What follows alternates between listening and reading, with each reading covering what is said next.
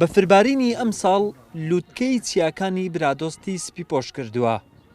لێرە دیمەنی پاییز و زستانی ئاوێزانی یەک کردووە. جوانترین دیمەنیشی بە سروشتی ئەم ناوچەیە بەخشیوە. والله بافر لحسن بجاعتي لقوشيني لبشكجتي لا زي شبيني صوتا لو هردي لربانوشي دان خلص زيناتي ئەم ساڵ ڕێژەی بارانبارین و بەفربارین بەراورد بە ساڵی پار کەمتر باریوە.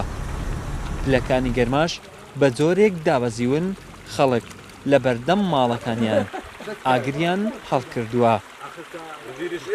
تا ئێستا دووجار باران باریوە. ئەوە سەرەتای زستانە، ینی کۆی گشتی ناگاتە 8 ملیم باران بارین لەو منتقە شاخاویە.